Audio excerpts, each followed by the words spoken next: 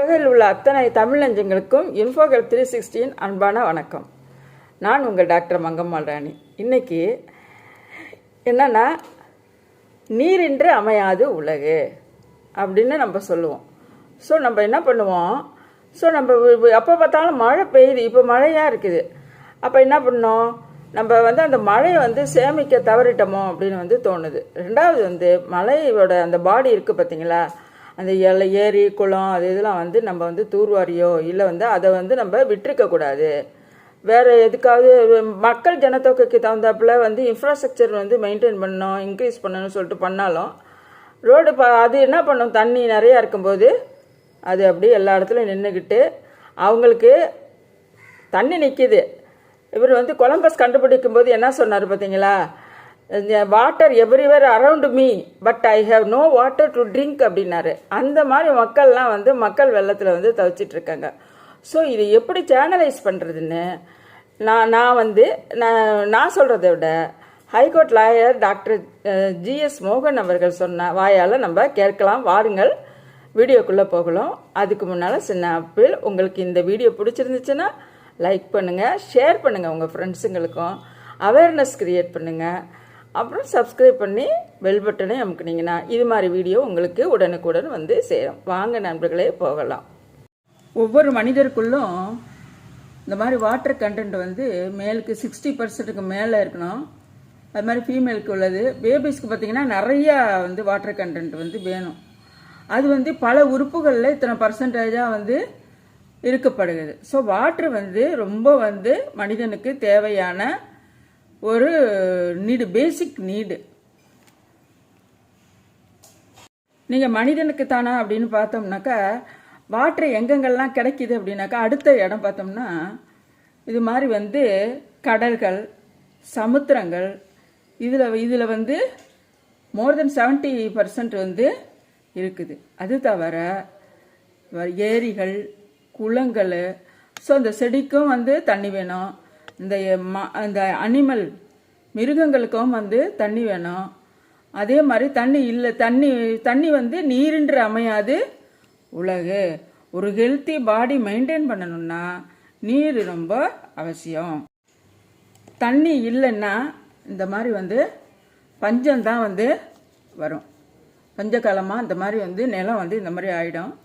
தண்ணிக்காக அவன் கஷ்டப்பட்டு டீஹைட்ரேட் ஆகி அவர் விழுந்துட்டார். ஸோ இங்கே நின்றுட்டு இருக்கோம் நம்ம. அதே மாதிரி மாடுகள் கூட இந்த மாதிரி ரொம்ப எங்களுக்கு சாப்பாடு ஒன்றுமே கிடைக்காது, இலை தலை ஒன்றுமே கிடைக்காது. அது மாதிரி அப்புறம் பால், அது மாதிரி எல்லாமே வயசு வருஷம் ஒன்றுமே கிடைக்காது. மாஸ்லோன்னு ஒரு அறிஞர் ஹையரார்கி நீட்ஸ், ஸோ எது கிடைச்சா நெக்ஸ்ட்டு வேணும்னு நினப்பான் அப்படின்னு பார்க்கும்போது ஃபஸ்ட்டு நம்மளுக்கு வேண்டியது மூச்சுக்கு ஏர் வேணும், இல்லைன்னா மூச்சு விட முடியாது. அடுத்தது ஃபுட்டு வேணும். அதனால தான் இந்த ரெஸ்கியூ ஆப்ரேஷனில் இப்போலாம் பாருங்கள், இப்போ ஃப்ளட்டில் ஃபுட்டு கொடுக்குறாங்க. அடுத்தது வாட்டர். இந்த வாட்டரும் நல்ல தண்ணியாக வேணும். இப்போ சுற்றி இருக்கிற வெள்ளம் தண்ணி, மழை தண்ணி நம்ம குடிக்க முடியாது இல்லையா.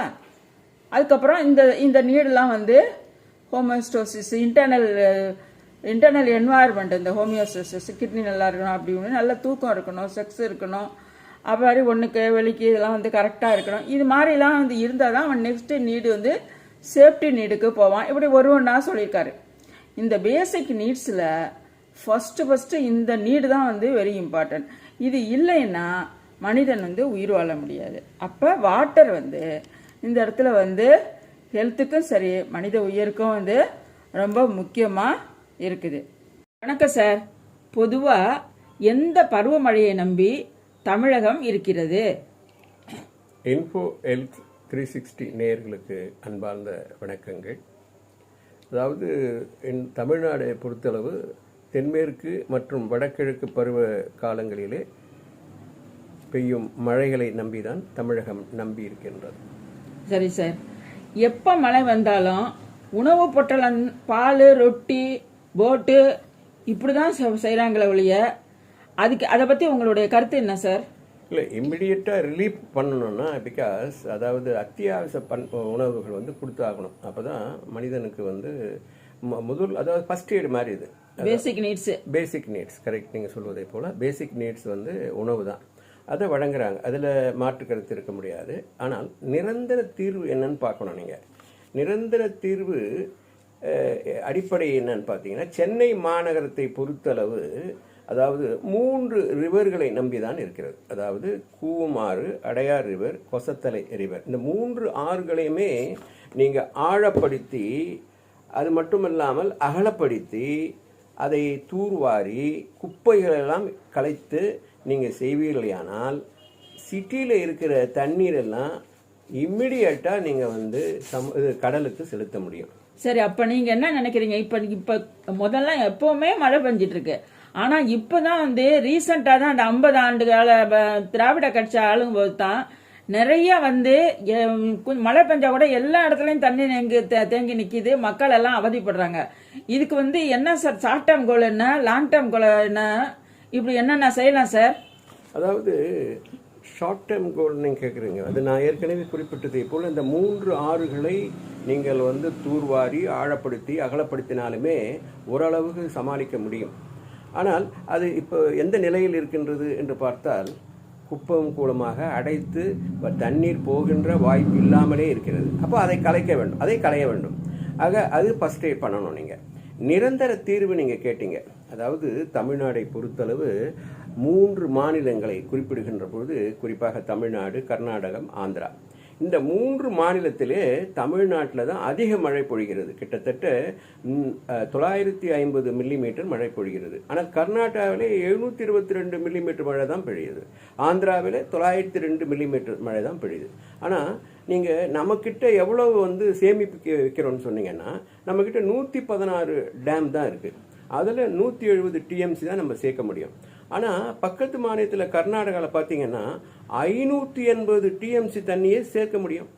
அவங்களுக்கு எத்தனை டேம் இருக்குன்னா 231 டேம் இருக்குது. அதே போல் ஆந்திராவை எடுத்துக்கிட்டிங்கன்னா அதாவது அவங்க வந்து 919 டிஎம்சியை சேமிப்பிக்க முடியும். அவங்க எத்தனை டேம் இருக்குன்னா 343 டேம் இருக்குது. நீங்கள் எக்ஸாம்பிளாக எடுத்துக்கணுன்னா இந்த பாலாறு எடுத்துக்கங்க. பாலாறு எடுத்துக்கிங்கன்னா அது கர்நாடகா, ஆந்திரா கடந்து தஞ்சை மாநகரம், அதுக்கப்புறம் கடலூர் வழியாக கடலை கடக்கிறது. அப்போது நீங்கள் அப்படி கடக்கின்ற பொழுது எத்தனையோ டேம்கள் வந்து கர்நாடகாவில் கட்டியிருக்காங்க, ஆந்திராவில் கட்டியிருக்காங்க. ஆனால் ஆந்திராவில் இருந்து தமிழ்நாட்டிற்கு வருகின்ற அந்த பாலாறு 2 டேம் தான் கட்டப்பட்டிருக்கிறது. அப்போது அதை நீங்கள் வர தண்ணியை கர்நாடகா, ஆந்திரா வழியாக வந்து சென்னைக்கு கடலூர் வந்து கடலுக்கு அமுச்சிடுவீங்களா? அப்போ நீங்கள் அதை சேமிக்கலை. நீங்கள் பல டேம் கட்டணும். நீங்கள் ஒரு 116 டேம் போதுமா? கிட்டத்தட்ட 950 மில்லிமீட்டர் மழை பெய்யுதே. அப்போ அதற்கான டேம் வசதிகளை நம்ம ஏற்படுத்தணும். பாலாறிலே இன்னும் பல டேம் கட்டியிருக்கலாமே. அப்படி கட்டுகின்ற பொழுது எல்லா விவசாயிகளும் அதில் பலனடைவார்கள். சார், அப்போ இவ்வளோ மழை நம்ம தமிழ்நாட்டுக்கு பெய்யுது. இதே நம்ம ஒரு ஆளுக்கு ஒருத்தவங்களுக்கு அப்படியே இந்த மகாலட்சுமி மாதிரி நிறைய வந்து பவுன்லாம் அப்படியே கொட்டின மாதிரி காசு கொட்டின மாதிரி நிறைய எக்கச்சக்கமா எல்லாரோட கொட்டினா இப்படி வெளியே விட்டு அனுப்புவாங்களா? வீட்டில் தானே சேர்த்து வச்சிருப்பாங்க. மழை நேரம்னா மட்டும் ஏன் இப்படி வெளியே அனுப்புறாங்க? அதுதாம ஒரு ஆதங்கமாக ஒரு என்ஜினியர் சொன்னார், மழை வெள்ளத்தை திட்டாதீர்கள், திருடப்பட்ட ஏரிக்கரையும் குளக்கரையும் பரிதாபமாக அது தேடி அலைகிறது. தன் இருப்பிடத்தை ஆக்கிரமித்த கட்டடங்களை கட்டியதால் சாலையில் இறங்கி மறியல் செய்கிறது மழை நீர் என்று சொல்லியிருக்கார். அப்போது சாலையில் தண்ணி நிற்குதா? அது எங்கே இருக்கணும்? ஏரியில் இருக்கணும், குளத்தில் போய் சேரணும். ஆனால் இன்றைக்கி பார்த்தீங்கன்னா ஒவ்வொரு வீட்டிலையும் வீதியில் இருக்குது. அப்போது அது வந்து நீங்கள் அப்புறப்படுத்தணும், சேமிக்கணும். அப்புறப்படுத்துவது வெளியுது. நான் இப்போ சொல்கிறேன், நீங்கள் இந்த 3 ரிவரை சீர்தமைத்து கடலுக்கு அமுப்பிடுறது இல்லை. கடலுக்கு அமுச்சிட்டு என்ன பண்ணுறீங்க? கடல் நீரை குடிநீர் ஆக்குறீங்க. இப்போ டேம் கட்டணும் நிறையான்றீங்க.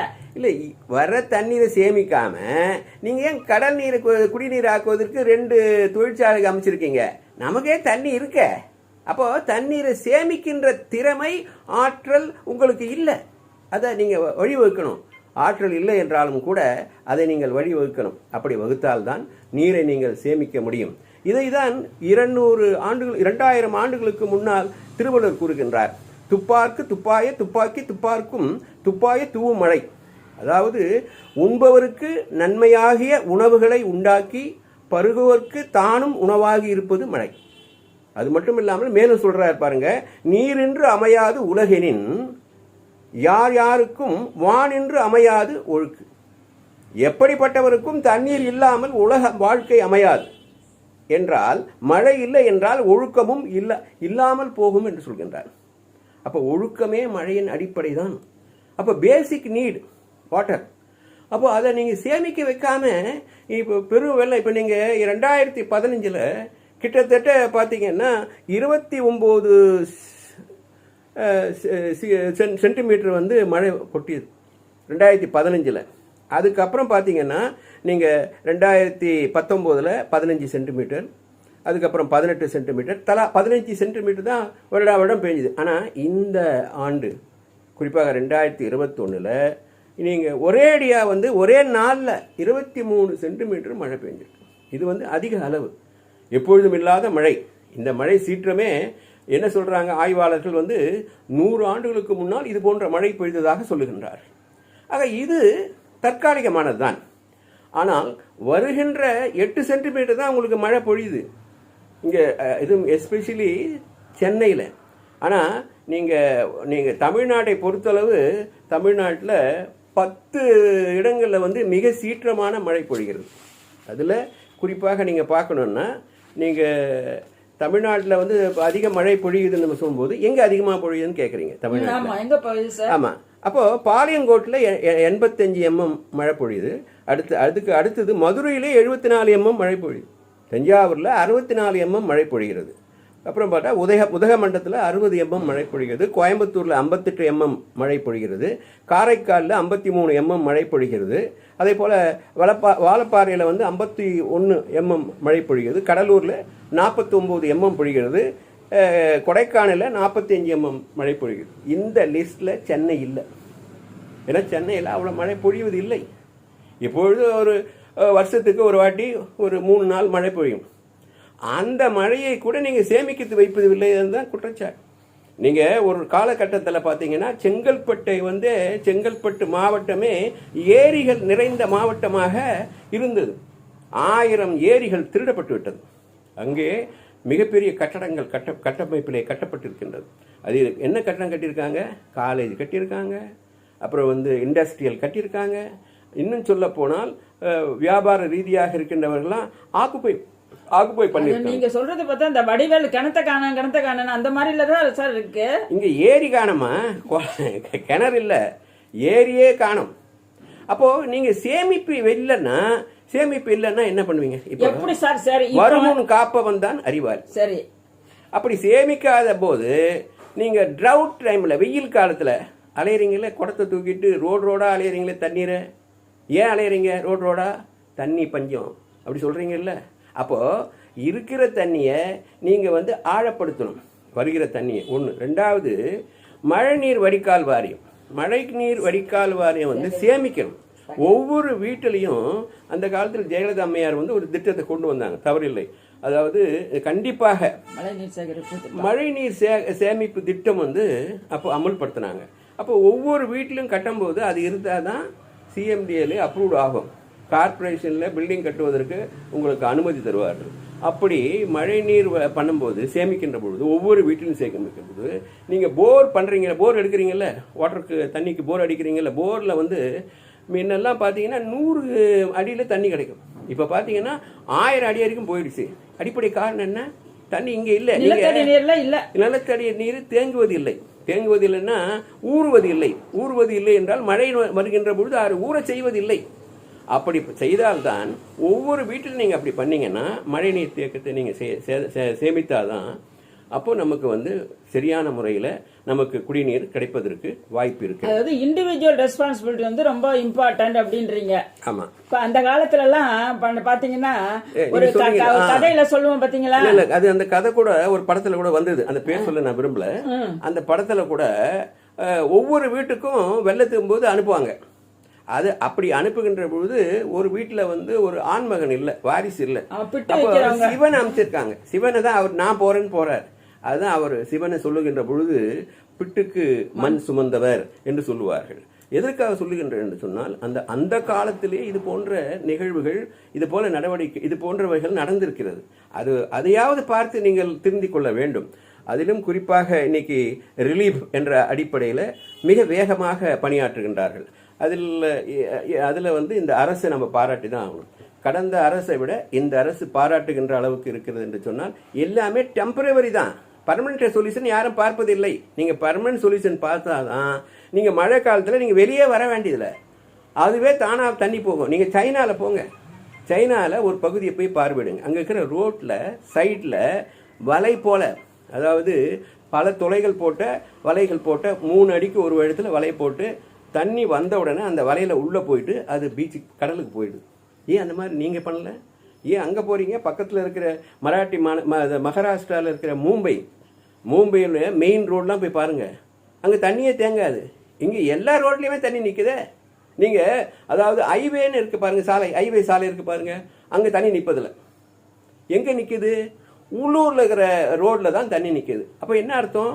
உள்ளூரில் அந்த தண்ணீர் போவதற்கான வசதி வாய்ப்புகளை நீங்கள் செய்யவில்லை. அதுக்கு எங்கே இருக்குது? இப்போ கூமாறு இருக்குது, அடையாறு ஆறு இருக்குது, கொசத்தலை ரிவர் இருக்குது. இது போன்ற ஆறுகளை விரிவுபடுத்தி ஆழப்படுத்தினால் நீங்கள் சிட்டிக்குள்ளே இருக்கிற தண்ணியை வெளியேற்றுவதற்கு எளிதாக இருக்கும்.